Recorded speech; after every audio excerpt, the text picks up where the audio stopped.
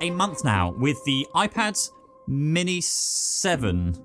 And as much as I've said numerous times that this iPad is the best iPad of all the iPads, I'm actually kind of torn. So by this point, I'm sure we all know about the iPad Mini 7. It's basically the same as the 6, with the latest A17 Pro chip, a bump from Wi-Fi 6 to 6E, Bluetooth 5 to 5.3, support for the Apple Pencil Pro. It now starts at 128 gig of storage, and comes with Apple Intelligence. So not a whole lot of improvements for those of us who came out in the thousands on my previous video, who were hoping for something a little bit more impressive and along the lines of an iPad Mini Pro. But alas, not this time. Now, also a quick one here. It seems that 95% of people who watch these videos aren't actually subscribed to this channel. And so if you are enjoying this or have previously enjoyed watching my videos, honestly, subscribing to the channel really does help make a difference. It helps pay for the team around me to help make a better video. So I'm not going to say smash the subscribe button because I'm almost 40, but you get the idea. Click the button, tap the button, whatever you need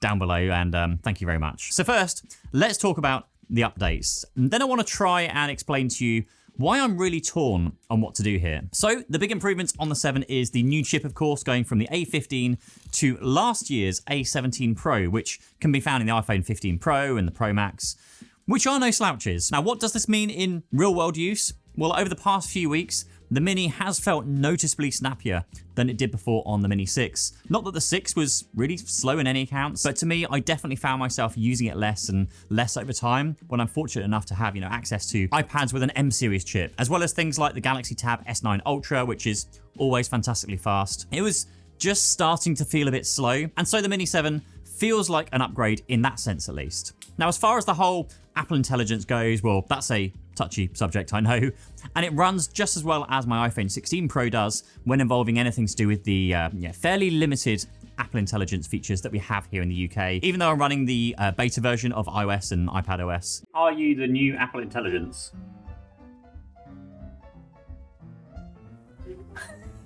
Now, the other upgrade I was looking forward to was the updated support for the Apple Pencil Pro. Now, honestly, Apple's iPad lineup was getting so confusing this year with the different models of iPads and all of them supporting one or two of the different versions of the Apple Pencil that we now have, like USB, USB-C, Pro, second generation, whatever they're calling them. Now, there are lots of other options available in terms of the Apple Pencil at much more affordable prices. But if you are an avid note taker, then I just think the Apple Pencil Pro makes for an ideal purchase, just because you get all of the baked-in Apple features, which do work fantastically, right down to this drop shadow that you get when hovering the pencil over the screen, and you can see the type of pen or the pencil you've selected. It's just this really cool but very, very minor detail that is also so frustrating when they see how much time and effort has gone into developing features like this, when other features and other hardware upgrades have been just forgotten about and left behind. But like I said, Apple Pencil Pro support is great, particularly again as the iPad Mini makes for the perfect notepad-like device. It's just the perfect size for this. And of course, if you are a regular user of the Apple Pencil, then the sponsor of today's video is the perfect thing for you to get, or if not for you, it makes for a brilliant gift for a friend of yours with an iPad. So if you do want to have that Paperlike feeling, just buy the Paperlike screen protector, who coincidentally are sponsoring this video, thank you very much, at a fraction of the cost of upgrading to this new nano texture coating option. And it's something I featured for years and years across this channel. It's a bit of a viewer favorite. Now, rather than it being etched directly into the glass like the nano texture display and available on only the more expensive iPad Pros, the Paperlike 2.1 is a screen protector that also doubles up by making that kind of glassy, smooth screen feel way more, well, like paper. So when using any Apple Pencil on any iPad, it will feel a lot more like drawing or writing on real paper. And actually, it sounds similar too.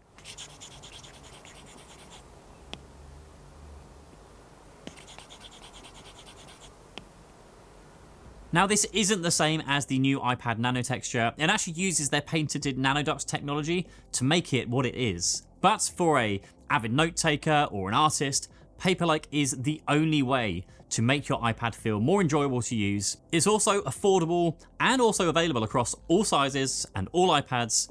And the best thing of all is that Paperlike has a 100-day satisfaction guarantee. So if you don't like it, or if you mess up fitting both of the included screen protectors in each pack, you can get a free replacement or a complete refund. So to give it a try, grab one using the link down below this video. And if you've used one before, why not just comment down below with your own experience to see what other people think as well. And also, even though I've said all that, I just want to say again, a quick thank you to Paperlike. It's kind of been a really busy year for them with all the new iPad launches, and they've been so nice to work with, and I'm really grateful for their sponsorship because they literally help pay for the bills here so we can continue to make videos like this. So yeah, huge thank you to Paperlike. Now the other upgrade I'm really glad to see is the upgrade from 64 gig of storage to 128 gig of base storage. Now on the Mini, I kind of think it makes sense. I didn't really have much of a problem with 64 gig on the Mini 6, but the only time I did was when traveling and, I'm trying to load like 20 plus hours of content on here to watch on long flights. So doubling that to 128 gig is really nice to see. So all in all, this is just a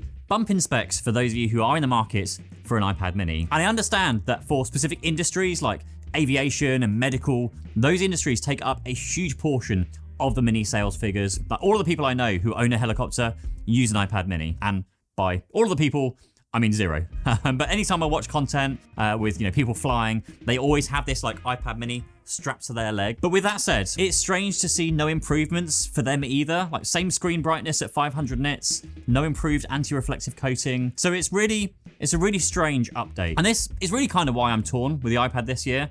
I've always said that the iPad Mini is my favorite iPad. Like the only iPad that makes sense as an iPad. And to some extent, that is still true.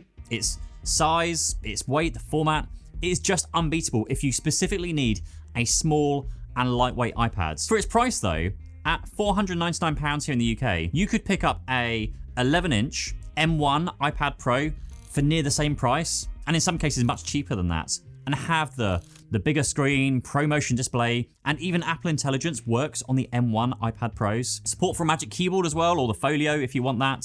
Unfortunately, there's no Apple Pencil Pro support on the M1 iPad Pros, but it does have a slightly brighter screen.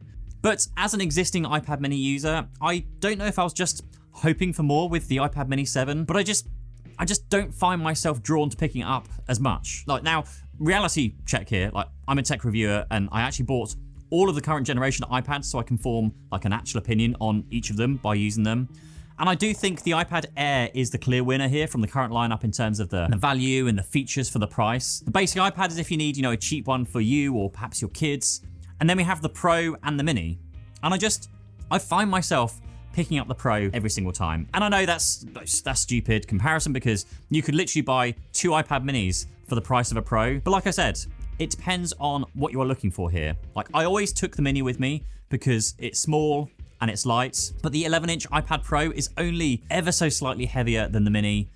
And traveling, that 11-inch tandem OLED ProMotion screen just looks so nice when watching content. And I've even started packing the AirPods Max with me for long haul flights because then you get the full like home cinema experience in this like pretty tiny package. And again, for me, this will be different for you, but for me, my iPad is for traveling, some basic functions like email and web browsing, controlling some things around the studio and the home. But I think this year, I do feel like Apple could have given us more. A current generation chip for one, like throwing in last year's chip into the iPad, it just feels like a backward step when they launched, a better chip literally last month with the iPhone 16. And then if the iPad Mini is to rival a Kindle, for example, then IP68 waterproofing would be, very nice. A smooth ProMotion display, an OLED screen, a lot of people on my last video agree with this one. I'm just, unfortunately, someone who really notices the difference between 60 hertz and 120 hertz. I guess it's a hazard of being a tech reviewer. But for a device that's as expensive as it is, it feels a bit cheap to not have these features because it's basically a large iPhone nowadays, isn't it? Like almost. But of course the iPhone Pro and the Pro Max are again like double the cost of an iPad Mini. So I'd be interested in seeing what the additional cost would be to add ProMotion. I suspect it's, not actually that much. And probably another like one of these games Apple are probably playing behind the scenes of not wanting to have, say, ProMotion on the iPad Mini when the base iPhone 16 and 16 Plus that are more expensive don't have that features either. Like conspiracy theorists unite once again. And the thing that actually affects all of the iPads too, standby time. Like when Steve Jobs first talked about the iPad, it came with over a month of standby time. Like I can fully charge this on a Friday, I did actually do this over the weekend, and come back to it on a Monday morning without touching in it, and it's dead. And it's also actually why I really think in a lot of cases, the MacBook Air is a better buy over an iPad because, those can crank out almost double the battery life of an iPad. But again, it comes down to your specific use case, and obviously those are priced much higher than the iPad mini. And everyone will be different, of course. There's no like wrong or right answer here. But like I said, for those who want the best of what an iPad can deliver, but in a mini package, then honestly you won't be disappointed with the iPad mini. It's still a fantastic iPad. And obviously, if you are upgrading from the iPad mini 6, there is barely any difference. Is it really worth upgrading? Probably not. But upgrading from a much older iPad or your first iPad, then it is a fantastic choice still. And finally, to see all of the reasons why I did think the iPad mini was the only iPad worth buying, you can go and watch that one here. And let me know your thoughts below. Are you upgrading? Are you skipping this generation? Or are you maybe going for a Pro or an Air instead? Until next time.